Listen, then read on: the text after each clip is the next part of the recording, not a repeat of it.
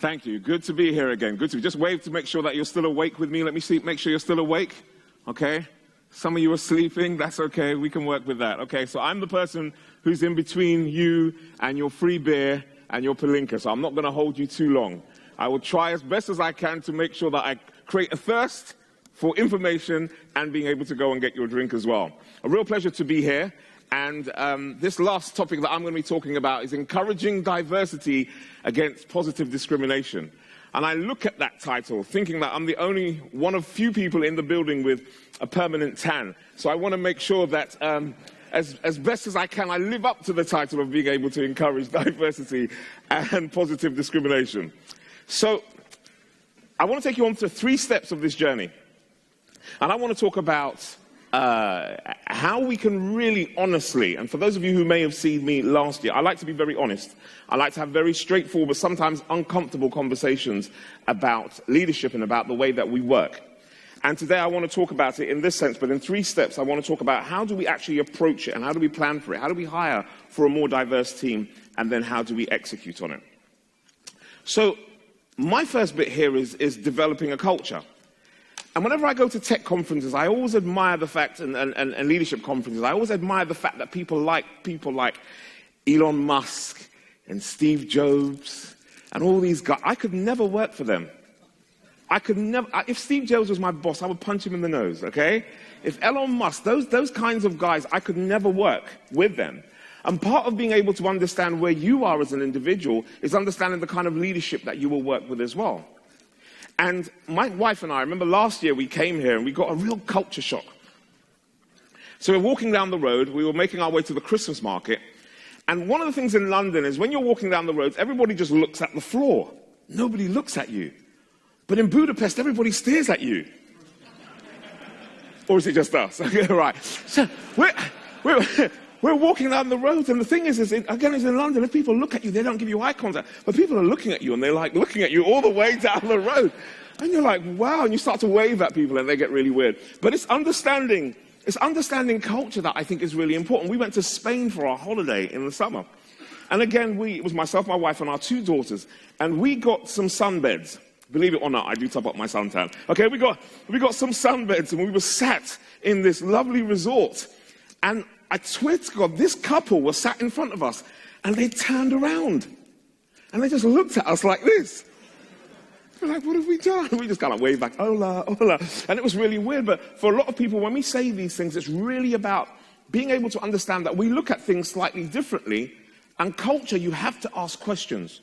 Don't make assumptions. You have to ask questions. Why were those individuals looking at me? I have no idea. But sometimes it's important to ask the questions. So I do quite a lot of work with financial institutions, so banks and technology companies as well. And the environments are very different. And whenever the subject of diversity comes up, a lot of people they don't like it. Let me be honest. How many of you just do not like to hear about diversity? Be honest. If you don't want to raise your hand, just wink at me, I'll see you. Who doesn't like talking about diversity? Be honest. 1, 2, hands are here. Okay, give me some high hands. Don't worry, you're not going to be judged. No one's not going to like you, okay? All right, so there's quite a few of you, you just don't like it. And it's, to be honest with you, I understand it because it's not shaped correctly. People aren't asking the right questions. So a couple of weeks ago, actually a few months ago, I was at JP Morgan. So I'm there and I'm giving this presentation to this lovely bank, and I'm talking, come together, we've got to work, and then, real American culture, yeah. And then last week I went to a French bank. And in this French bank, somebody was saying, failure is good. You've got to learn how to fail. You've got to have these mistakes, and you bounce back from your mistakes. And everybody was sitting down there like that, kind of like looking like, what is she talking about? Okay. And they were looking and I went afterwards and I had this conversation, and they said, in the French culture, we don't like to fail. We don't do failure. So when Americans and English come and tell us about failure, we're like, no, do you know what our boss is like? If we fail, we lose our job.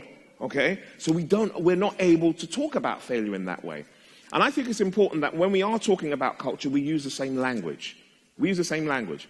For those of you who were here last year, you may remember I was telling you about my wife. We've been together for 29 years. We've been married for 22. I'm going to tell for the guys, okay, let me tell you from a guy's point of view, you have to learn a certain language when you're married, okay? I'm talking from a heterosexual point of view now. Just it could be the same if it's same sex, but let me from my point of view. There's a certain language. Okay? Like, as a guy, If the seat is up, it's up. If you've got a problem with that, put it down, you know. When I come to it and it's down, I've got to pull it up. But a woman wants you to put it down, okay? If, for example, as a guy, you say, my wife has a problem with me just taking off my socks and leaving them at the side of the bed. I don't have a problem with that. I just want my socks to be warm, okay? I just want them to be there. But she wants me to move them and take them to the basket and put them away with the clothes. Now, in order to be able to have a peaceful life, we have this thing called love languages. I don't know if any of you have heard this, love languages. How do you understand your partner? What are you listening to? And how are you able to appreciate each other? And there are certain times where I have to do things where I grit my teeth, and vice versa with my wife. But it's about being able to understand that culture. And it's the same thing in work. You may not understand what it means to have a diverse workforce, but it's so important to have an open and honest conversation about what works.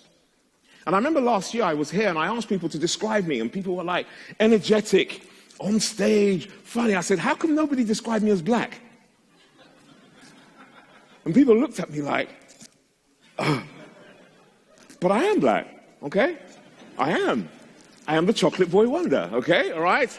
That's what it is. But some people feel very uncomfortable with being able to have those labels. But this is what it is. This is how it is. I've got no problem with somebody calling me black, okay? In the same way I call somebody wild man or whatever. I have got no problem with that. Just as long as it's done with if you say to me, oh, you black, then I will knock you out. That's very different, okay? But having a conversation is quite simple, and understanding that culture is important. And here's one of the things I've realized. You cannot force diversity and inclusion on any workforce at all. You can't. It's got to be something that comes across the board. You want to be able to have part and parcel of it. So, for example, I know when I do a lot of work in Europe, a lot of the diversity focuses primarily on women. It doesn't necessarily tend to focus on things like race and ethnicity. It tends to focus primarily on women. But when I'm in the UK, we talk about race a lot. We talk about sexual orientation, what have you, and in America as well. Understanding those cultures are incredibly important. But it has to come from a sense of you wanting to actually do that. So why does diversity matter? I'm going to show you a very quick video, okay? The volume's down, I'm assuming, because I don't want you to hear the actual... But I want to show you this very quick video. So, some of you may have seen this. Anybody seen this video? Okay, 11 of you. All right, okay, so effectively what you're seeing is a white guy put his hand under the soap to wash his hands and nothing comes out. A black guy puts his hand under and there is no soap.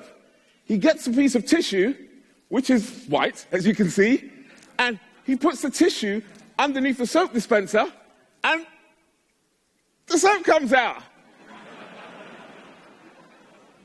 And he's like, I'm going to try it again, and it comes out again. Now, when I saw this thing online, people were saying, oh my God, the soap dispenser is racist. How can a soap dispenser be racist? Like, go back to your own country, I'm not washing you. It's not that deep. But what it was is understanding that the reason why diversity matters is because often when we are designing and when we are putting together a product, sometimes we miss that. We miss those things. It wasn't racist. All it was is that the reflector, for those of you who know, is an LED reflector, and it bounces off surfaces in order to dispense the soap. What they hadn't factored in, that the darker skin doesn't reflect the light in the same way. It's not racist. You know, it happened to me. I was in King's Cross, and I went to the bathroom, and, you know, I'm not like a lot of other guys. I wash my hands when I leave the toilet. And if you ever go to a public toilet, you know what I'm talking about. And so I went out, and I put my hand under, and nothing would happen. I'm like banging it, and it actually didn't come. I had to go to the disabled toilet to go and wash my hands there, because nothing would come out. I didn't go to the thing and say, your thing is racist. All it was a flaw in the actual technology. This slide up here now, did you know it was only in 2011 that they started to use crash test dummies that were catered for women? Only in 2011. And what they found, and the reason why this kicked off, is because they found that in the US specifically, and I'm going to make sure I get my data right, because I know there's some data scientists in here who will question me afterwards if I get my facts wrong. Come on, I'll definitely make sure I get it right. But I think they found something like 24% of fatal car injuries in the US involved women drivers, but 40% of fatalities involved women. And what that meant was, even if they weren't driving, if there was a chance that a car got wrapped around a tree or a post or what have you, if a woman was in the front seat, the seatbelt wasn't designed to protect them. And so they got really bad bruising on the sternum. And what it was is they would design the seatbelt for men. on average men, 5'9", and I think something like 17 stone, whereas for women, the average was going to be something like 5'4" and maybe about 9 stone. And they didn't have it. And what actually happened is when people started to do tests on cars, I think it was Toyota was the brand at the time, they started to do tests on safety, and they found that for women, they ranked a lot of the cars really low because they didn't feel safe. And all that meant was the individuals who were designing it were only designing it for men, even though 50% or 47% of the drivers of those cars in America were women. The importance here again is this is why diversity matters, because if you have enough people who are consuming your product, who are a reflection in the actual team that you're designing as well, it makes more people want to buy your product, and you cater for your actual target audience. The third one I wanted to say, this is a really interesting one. So a couple of years ago, I don't know if any of you heard about this, but they decided to do a beauty contest based on AI. And so people were allowed to submit pictures from around the world of people who were beautiful. I nearly submitted mine, but I just thought, no, the AI can't handle me, okay? But they did it, and they had, I think they got the top winners, I think it was 98% white and 2% Asian. Because the AI had been designed not to cater or not to recognize darker skin. Again, I remember when I had my psychometric passport, my wife was a couple of complexions lighter than me. She was a little Beyonce over there. She's got a couple of complexions lighter than me, and I'm more darker hued. I'm more kind of like the Bourneville chocolate kind of variety, okay? And we went to the psych, and she would just put her passport on, and she would walk through. I'm like... And the thing is, it's really important here. Do not get it twisted and don't get it confused that this is about racism or prejudice. I don't think people should go to the extreme. I want to say, and I want to assume that people go with good intentions. But if you don't have people in your team who cater for the wider audience or cater for the wider consumers that you're working with, you're always going to be able to make those mistakes. They had to change the algorithm. And I don't actually see that's anything wrong with AI, because it's all about what you put in is what you get out. And that, for me, is why diversity is important. Because we hear about diversity and inclusion. I think in the UK we have this thing where they want 30% more women on executive boards. They have recognized that not a lot of people my parents are from, I'm born in London, but my parents are from the Caribbean. So people from the Caribbean or African descent, in terms of being able to go into universities, we rank lower. In terms of being able to be awarded first-class degrees in certain universities and certain job opportunities, they realized that it was lower. And so they wanted to dig deeper to find out why that was. I do a lot of work helping people to raise funding. And I can tell you for a fact that probably something like 92% of the funding for startups, especially for seed and A and higher, 92% of that funding goes towards men, usually white men, called John. No, not really. I'm just joking, okay? But no, I'm joking about the John bit. But it's usually white guys because there's a familiarity. And I was having a conversation. John and I were having a conversation last night. We were talking about companies who do blind CVs. Any of you know what a blind CV is? Okay? So for those of you who are confused, like, what is a blind CV? You send in a CV and you don't put your name. Just don't put your name. All you just do is you put in your experience, your qualifications, the school and stuff. And apparently, that is going to reduce the bias that individuals have when they're going to hire. But the reality is that data has found out that doesn't stop. It doesn't stop. I'm going to tell you for honesty now. I know that the door is open a lot for me because my name is David McQueen. Honestly. If my name was something like Muhammad Abdullah, all right, I'll be very honest, there might be some more problems with that, okay? I'm being very straight. If that was what on the CV, there's less of a chance of me being... But David McQueen, especially when people don't know that I'm black, okay, that opens a hell of a lot of doors, okay? And part of the honest conversation about this is realizing that dealing with diversity and inclusion is uncomfortable. It is uncomfortable. Because sometimes as guys, all right, when guys are together, we just have guy chat. When there's no... I'm going to tell you for women, when there's no women in the room, we have guy chat. And sometimes we'll pretend like, oh no, that's never me, or I would never do that. Lies. That's how it happens, especially when we had a couple of palinkas, okay? That's what happens.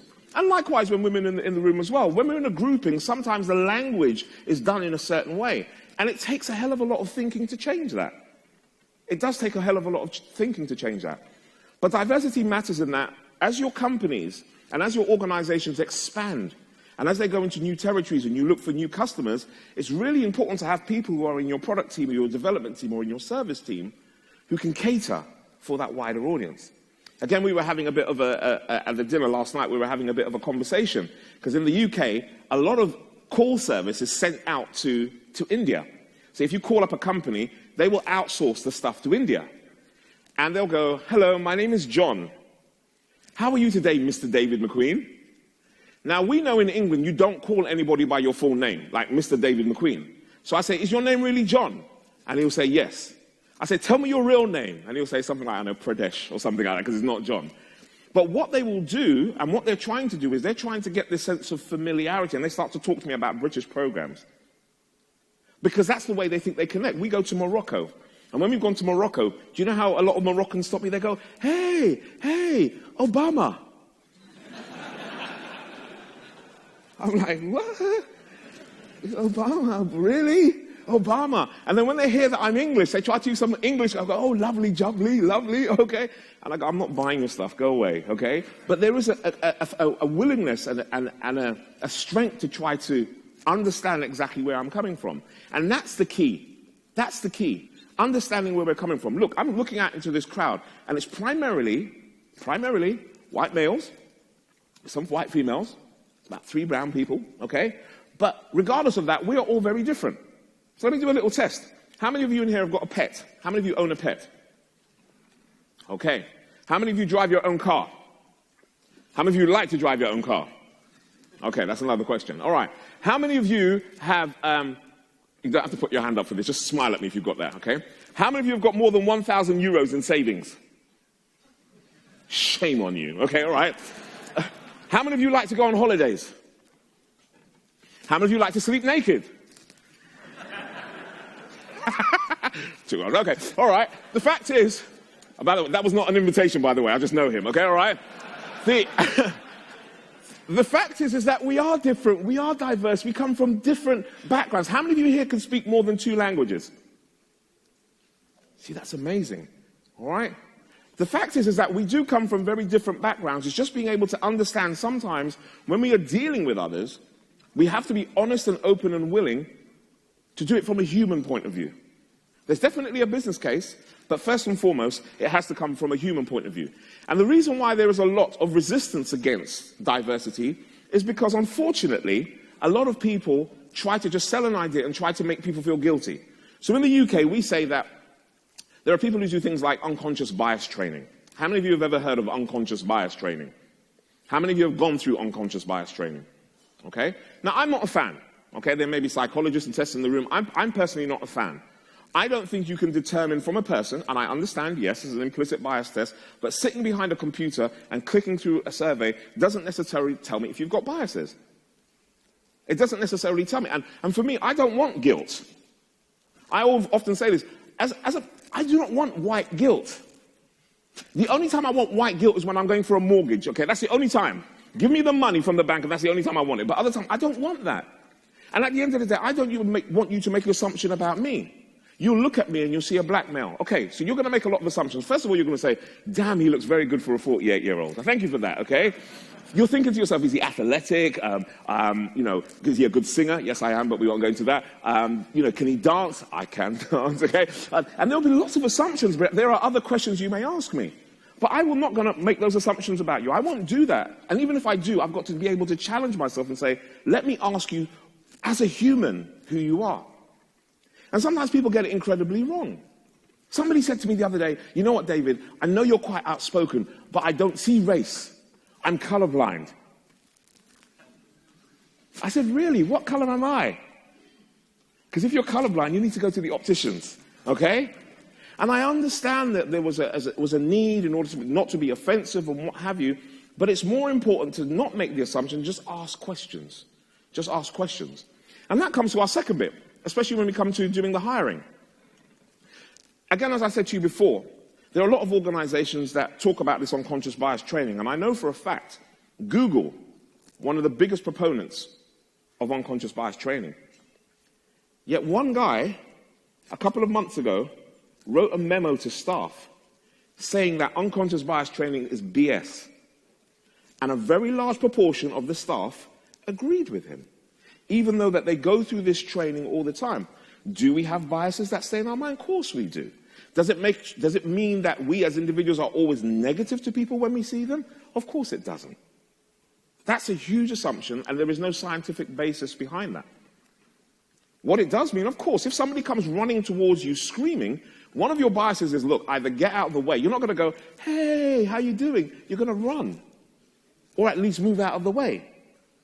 If I started running towards you and I was like, I'm going to take your money, I'm going to take your money, you're not going to say to me, oh, that's a lovely red jumper you have on, okay? You're going to do something to run away. If you are in a situation where you have fight or flight, your body's going to react accordingly. But it doesn't always mean that having a bias is going to be negative.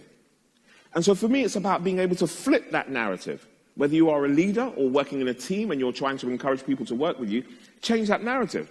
And so one of the biggest challenges I have is when people talk about cultural fit, when they hire for cultural fit. And I know people who does anybody in here work for Google? Does anybody in here work for Apple retail? I'm going to say it anyway, I'm just checking if you work for them, okay. So when you go and work for Google, you become a Googler, okay? And having gone into the office is amazing because they've designed the offices that you're never that far away from food, which works for me, okay? But you're never that far away from food, and they have a Googler language, and you're talking, and Apple as well. Have you ever been to the Apple retail stores, and you buy an iPhone 7, and everybody's like, yay, and they're all clapping, really excited, because they know you're really stupid for buying a phone for 1,000 euros, okay? They're really, really clapping, and they're really excited, okay? But, you know, they'll get all excited about this stuff, and you have to adapt, and so many companies do that. For example, if you are a company looking to hire more women, but you don't have flexible hours, how is that woman going to be able to come in there and have cultural fit when she wants to get home to be able to pick up her child? And likewise for a guy, I will say that as well. For me, when people used to say to me, how does your wife, man? I never used to finish work late if I had to. I'd go home and pick up my children or help my wife. But some people have an organization where there is no flexibility around that. And what I say is rather than having a drive towards cultural fit, think about cultural fitness. How can somebody come into your company, see the same values, but help you to do work better? Instead of becoming a robot or becoming the norm or becoming exactly like you. Because unfortunately, that's what happens. You know, again, we were having the conversation. You'll hear John tomorrow. I pointed him 3 times, so you'll hear more about him tomorrow. But I hope I haven't spoiled his story. But John was working with a client. Can I share that story? Is that all right? Are you sharing it tomorrow anyway? You just do it funny here anyway. Okay, so John is working with a client, and his name is John, as you hear. He's working with a client, and they're a team of 8 people. 6 of them are called John. They're all called John. How creative and innovative is that? That the only person you recruit is called John. And we won't realize that, but on a subconscious level, sometimes you will. You know, if I meet another David, and I met a couple of Davids, when I meet another David, I'm like, hey. Sometimes they're not as what they're cracked up to be, but I'm like, hey, another David. Hey. And that's what we do. We connect with people because we have likes.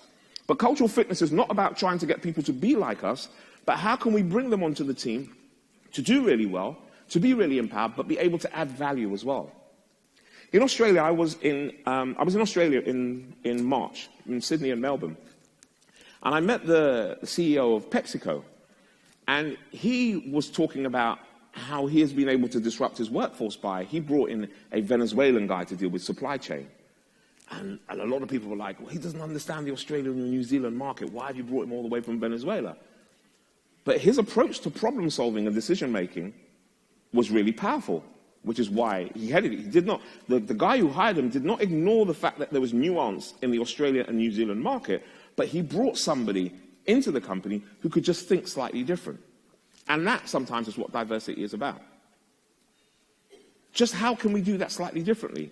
And here's the thing, it will take you out of your comfort zone. Change is never going to be easy. Diversity and inclusion is a hard task because you've got to look in the mirror and face up to the fact that there are certain things that you don't like doing. And now you've got to work with people that do that. Now, I'm talking about this stuff, and I'm trying to really simplify it so you can go off and get your drink, but this is embedded in organizational psychology and anthropology and behavioral economics. All these things have informed this era to say that it's not going to be easy. Change isn't going to be easy. Because here's the thing. I bet you sitting in this audience, there are a number of you who do not like to talk to anybody before you've had your first cup of coffee at 9 o'clock in the morning. Raise your hand if you're that person. You do not want to talk to anybody before 9 o'clock in the morning before you've had your first cup of coffee. All right? Good. How many of you in here, be honest with me again, I'm going to ask this question. I know I asked it last year, but I'm going to ask it again. How many of you in here go into work and you walk through that door and you go, oh my God, I have to work with a bunch of assholes? Raise your hand. Okay? Even if you're beside your boss, do it. Be proud, okay? I'm not saying your boss is the arsehole, just for clarity. Okay, second question. How many of you are the arsehole? Sometimes. Okay? Let's own that. Let's own it. She's looking at me like, yeah, you're right, okay? Sometimes we are, and having to change that is difficult, but it is about owning it. I know that there are times where I've worked in the past where I walked into an office and somebody said to me, you know, I've never worked with a black guy before. Can I touch your hair? I had hair, by the way, all right? So just, because it couldn't be anywhere else, okay? Can I touch your hair? And I'm like, looking like, why do you want to touch my hair? And then she go, oh, it's all soft, isn't it? And I'll go, yes. And then she say, do you wash your hair often? And I'm thinking, oh my God, is your dad Nigel Farage? Okay, you know? And do you know who Nigel Farage is? No, I've lost you on that joke. Okay, let's move forward. But what it was is being able to navigate that space and not getting angry and wanting to fight the person, but sometimes it's about educating people. It's about educating people. I remember when I worked in project management and working with developers and rolling out new software, developers hated the people in the university who were rolling out. They hate it because they hate people who ask stupid questions. How do I turn on my screen? I've lost my password. You can get a new one. How do I get a new one? Developers are like, I would just, because they just want to get down, get on with it, churn it out, do it in the timeline, and not end up in stupid meetings. And I was in that space where, as a project manager, I had to bring some into the meetings and say, just be really patient. We'll do stand-up meetings. No one sits down, because when you have a stand-up meetings, they tend, and here's a little tip, when you have a stand-up meeting, they tend to finish a lot quicker than the ones when you're sitting down, okay? That's a real quick tip. Anybody going to a stand-up meeting, they want to get out of that room quickly. But I had to teach them how to be able to speak to the other staff, and I had to speak to the staff in the university to say, as the developers, those guys just want to get on with the job. Many of them who are in the team, they don't want to have a conversation with you. They actually don't like you. I said, I'll be honest, they don't like you. And they were like, how can you say that? I said, well, all right, let me make it even nicer. They don't like you, okay? I had to tell them the truth. And often it is about having those uncomfortable conversations that help us to move forward. But the second bit, which came to the second bit of this hiring, which comes to the title here, is about positive action against positive discrimination. I did a Google search, and I did a search, woman with power tool. By the way, it's not a weird kind of like, some of you are like, it wasn't that weird, it wasn't that kind of party. But it was woman with power tool. And, well, actually there were two. So one of them, my design, the guy who designed it, Igor, by the way, wherever you are, thank you very much for doing this. But when he designed it, he found what was a relatively suitable photograph of a woman with a power tool, and I found one from another organization. So is this okay? Can I do that? Is that okay? All right? Okay, good. I'm just checking. Don't mess with the AV. They will kick your ass. Okay? But usually, I challenge you now, from here, before you've had your Palinka, go and type into Google, not Pornhub, right? But Google, type in woman with power tool. And they all are like, with heels and that. And it's really weird. Because, like, I will tell you, my wife, I don't do DIY at home, okay? I tried to put up our Christmas tree at Christmas. It was the ugliest looking thing you will ever see. I just resigned and she took over. My wife will do the electronics, she will do the woodwork, she will do all that stuff. I will just go, I will speak. That's what I do. I speak, I consult, I coach, I bring in the bacon, we're good to go, all right? She can do the plugs and the wiring. And so it's amazing having to do that. You know, we'll go into B&Q, or the hardware store, and she will say, go and get the plug. And I'll go, where's the plug? And then I'll have to call her to find out exactly what. I say, you go and do it, because I've got no idea. I'm going to own it. I'm not in that space. But I know there are lots of women who are in that space where they will make decisions, but it's never marketed towards them. And unfortunately, too many times when organizations are looking to recruit and retain women or other individuals that aren't part of the main, they do it so wrong. And they end up hiring women just because they want to make it look good to individuals. I would rather you just hire a man and just stick with it than hire a woman just to look good for someone else. That's disingenuous and it's dishonest. However, I do think it's important as part of your recruitment process, your talent development process, and in terms of your leadership development pipeline, to understand, how can I expand this? How can I go so I can get the best talent? How can I make sure that my environment is a healthy place where any gender, any sexual orientation, any ethnic minority, any ability can come in and work as long as they do the job well and can align with the rest of the team? Don't tick boxes. I would hate it. I would hate it, and I will say this now, I would hate it if I was on this stage because I was the only black guy that you can find in Western Europe to go and speak. I would hate it. Pay me anyway, but I would still hate it, okay? Because at the end of the day, I know that you would want me to come and you would speak and I would share stuff because it's about talent, not just because of the color of the skin, not just because you're trying to tick a quota. And it's important for people to understand that positive action is about going out there and being able to embrace and see as many people who can do the job and do it really well, without having to tick a box just to make people feel nice. This is about honesty, even though it can be uncomfortable. Almost finished. So the last step here is about hiring. About executing. Once you've hired and you've brought the people into the team. Because a lot of people can hire really well. The trick is being able to retain them and keep them in the organization. And the last bit here is that I often hear from leaders and senior leaders and people, when they say things like, I don't know, how many of you have heard this from your leader or your manager, where they say to you, my door is always open? How many of you have heard that? How many of you walk through the door, even though they say, see, my door is always open? How many of you walk through, you're like, no, I'm not going in there, because you don't want to talk to them.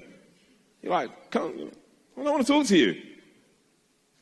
And if we are going to have open communication, it's got to be open communication that's honest and clear, but it doesn't always have to be you as an individual going into the senior leader's boss. Open communication needs balance and it needs honesty, because if you don't have that balance, open communication looks like this.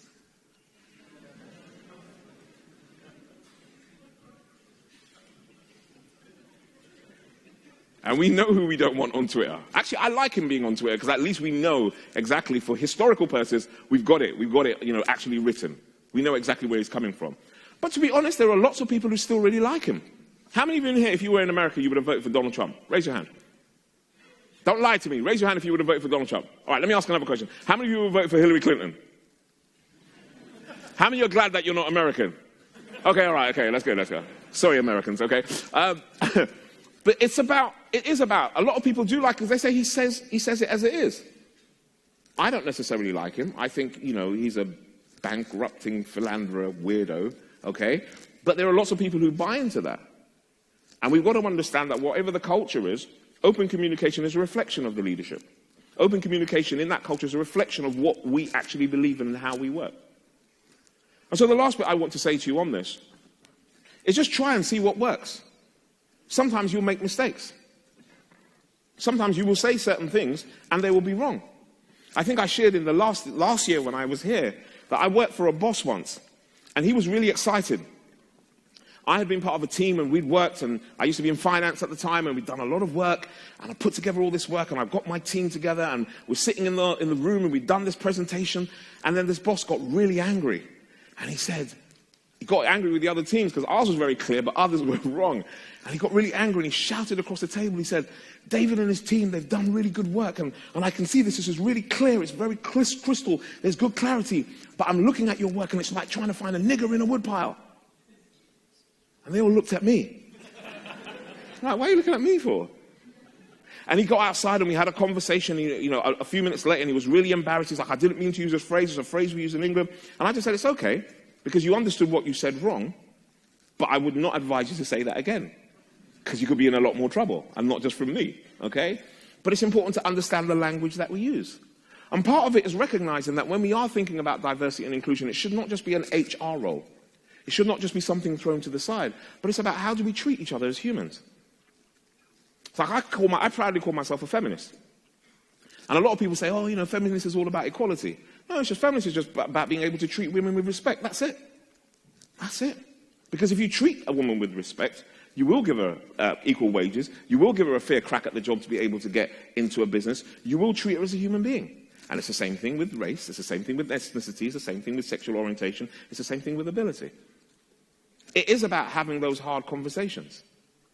One of the things I always say to people, and I say it here and I say it now, come to me afterwards, when you see me in the bar or outside, and come tell me what you thought about my speech. You can say to me, I liked what you said, and I didn't like what you said. Because I'll be brave and I'll take it. I mean, what's the worst that could happen?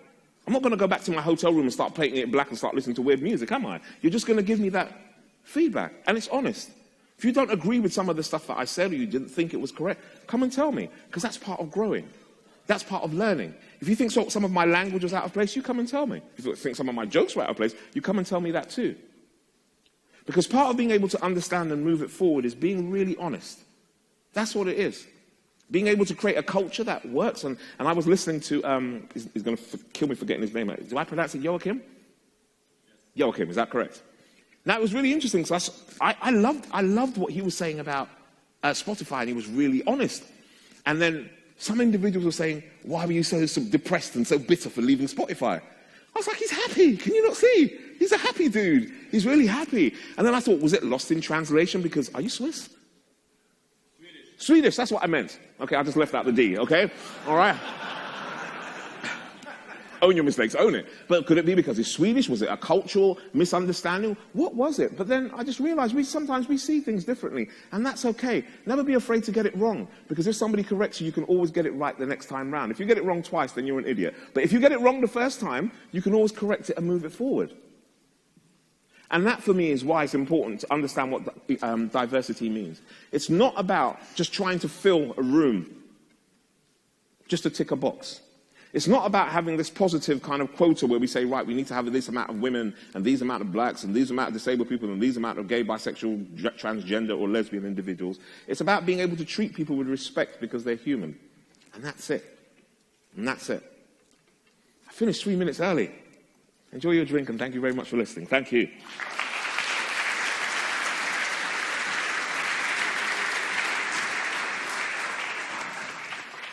Thank you. Thank you, David. Take it off. Take it over. This one? The right ear. See, it's design. No, I'm joking. Okay. All right. Yes. So what's the verdict? Is he funny? All right. All right. We got a few questions in here. Okay. Some tech companies approach diversity as a math problem, just a matter of hiring the right ratio and correcting imbalances. What advice do you have for them? I don't think it should be a numbers game. There are times, and I've seen this, there are times where I've seen some companies that I wouldn't want a woman to work in that male environment. And there are some times where I've seen women companies where I wouldn't want a man to work in there. Sometimes that's how it is. Let's be honest. Sometimes the reason why certain environments thrive, because, you know, I'll give you a quick example. I don't know, Alibaba in China, for example. You know that's going to be predominantly Chinese workers and what have you. And you can't run in there and go, hey, diversity, give me 20% more, or what have you. You can't do it that way. For me, it really is about, it's about having an honest culture, having an honest conversation, but going out and seeing and exploring different avenues or exploring different talent. Instead of doing it as a numbers game, just see or go wider to see how you can hire better talent that can come into the organization that can do the job. But don't do it as a maths game. That's wrong. Great, great. Can you give us some cultural fitness exercises? Oh my God. What does it take to get fit? Yes, a great cultural fitness exercise. Hire somebody that you don't usually hire. How about that? Okay? Honestly, hire somebody that you don't usually hire who ticks the box, but you're not actually used to having that person in your environment. Because sometimes bringing that person in can be a big change. I had a note here, and I didn't share it because I wanted to obviously not use my book and be a professional. But there was you know the straws? Do you know when we have a straw and the straw bends? Yeah? The reason why it bends is because the guy who was working at the company, his daughter just couldn't drink from the straw properly. And he wasn't, I think his name is, quote me on this, his name is, I haven't got his name. All right, so being able to drink from that straw was because he was recruited in. The guy who invented the typewriter with the carbon, one of the reasons why the typewriter was patented before, but the reason he did it is because he had a friend who couldn't hear very well. And he had partial sightness and he couldn't communicate very well. So he was able to design this typewriter that could actually help him. Sometimes it's the accidents that allow us to bring people in. So cultural fitness is about necessarily bringing people that we wouldn't usually expect to have in our organization that can come in that can actually add value. That's one, but I'll think of some more, I promise you, I will do. And you can follow me on LinkedIn and I'll put a post up tomorrow. Hold me to that. Tomorrow. All right, that's promising. Yes, tomorrow evening. Saturday. Sunday. I'll do it by Saturday. By the weekend, I promise you I'll put some more up there. Okay. Cultural fitness. Yeah. So some say that there are few women in tech because of biases, but there are very few with suitable skill set and education background on the job market. Thoughts? Ooh, I think it's a couple. I think it's a combination of both. Sometimes there is a bias because there are organizations that if you are working as part of a team and you have got to work really long hours to throw out a project, if you have and I'm just going to the extreme, there are individuals who won't hire women because they think if they are mothers and they have to go and they miss out on being part of the team and they don't want people to work remotely, sometimes they won't hire them. And that's an implicit bias unless you've actually asked the question. But having worked as well a lot in STEM, so science, technology, engineering and maths, trying to encourage a lot of young ladies in the UK to get into the industry, we're finding that there's an incredible shortage because a lot do not like being in that environment and they will hear stories. So there's definitely, I will agree, there's definitely a shortage in the pipeline of younger women wanting to get into those environments, especially if it's a male-dominated environment. But I think there's a lot of progress being made there, but it's still very slow. From the data, it's still very slow the amount of women that are actually coming into the industries. Yeah. Let's do a couple more here. Yes. How do you start and continue the hard conversation regarding diversity? So one of the things for me is being able to set the tone of the actual conversation from the beginning. And there are times you want to have a conversation with somebody, and one of my starters is, look, I'm going to have a very difficult conversation with you now. There may be some real tough points coming here, but understand I'm coming from a pure place. I'm coming from a good place. If I say something wrong, feel free to correct me or what have you, but I'm coming from a pure place. I want to ask some questions because I'm not sure. Can we have that conversation? Once you've started a conversation like that, you realize that sometimes mistakes will be made, but if you're coming from a pure place, and if you're asking the question, rather than people building up all these prejudices and assumptions around you, it's a great starting point because then at least everybody knows where you're coming from. Sometimes it will be a bit uncomfortable, and I will say that there are going to be, I'll give you a quick example. I will say this now, I can't tell the difference between somebody who's Korean and somebody who's Japanese. I can't. Can anybody in here do that? Can you tell the difference between a Korean and a Japanese? Okay? Two of us, okay? And I had the conversation because somebody, and the reason why it started is because somebody said to me, look, there's a thing that happened to me when I was working. People, if there was two black guys in the room, we always got called by the other person's name in the business. So if it was David and Bob, I always got called Bob. I'm David, you can't forget me, all right? And people are like, oh no, but all black people look the same. I'm like, whatever, okay, whatever. And so we had this conversation, and again, I didn't think it was coming from a place of ignorance, but we had this conversation, and I remember coming out of it, I was saying, look, whilst I may go, what do you mean that all black people look the same? I said, in all honesty, there are going to be many cultures and people around the world where if you haven't got experience or exposure to them, you will not know what the differences are. So sometimes it is about being able to ask the question. So I ask. Sometimes I ask my Korean friends, how do I tell the difference between the two? I still don't know. I'm learning. But I will ask the question. And there's nothing wrong with asking the question, just as long as you say, look, I may make a mistake, I may say something wrong, but I am coming from a good place, and I really want to know how we can do this better.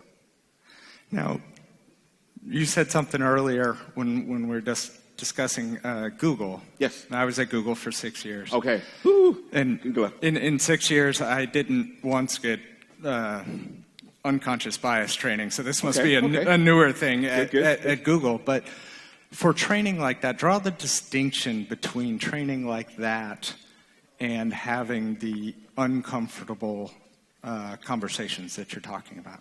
So I would change again, this is quite controversial, but I would change it from unconscious bias training to just conscious. What are you consciously doing? And let's have communication training, interpersonal communication. You know, my daughters, our daughters will primarily contact us by WhatsApp or text. Lots of people just do it by text now. I mean, that generation, I don't know if it happens now. I'm a lot older. I'm 48, okay? but people they finish relationships by text. Has anybody in here? No, don't answer that. But finishing relationships by text on WhatsApp. I'm like, pick up the phone. Okay, if let's meet, let's have the conversation. It may be painful if I've got to look you in the white of your eyes, but let's have that conversation. And for me, part of the training is not being afraid to have that conversation. As I say to people, if you see me outside and you didn't like, or you thought I didn't do something wrong, come and look me in the white of my eyes and tell me what I did wrong. I'm not going to fight you. Yet, okay? Honestly, I'm not going to fight you because I've welcomed you into that conversation to have it. So for me, the good piece here is if you create a culture that you can have a conversation and learn how to deal with conflict, because a lot of people don't like dealing with conflict. If something's done wrong, and I think the point was being made earlier, if somebody's late or if something's happening in your team, don't be afraid of conflict. Learn the tools as to how to deal with conflict, and don't take things too personally. Because sometimes somebody may say something and they're not doing it to malign you and your family and all your ancestors. They're just doing it because they don't understand. So for me, the main point is about communication training rather than an unconscious bias training. And that communication has got to be able to tie in to the values that the leadership hold dear in the actual organization. All right. You good? With that, I think we better let them have some palinka. So a round of applause for David. We've got a little present for you. Thank you. Thank you.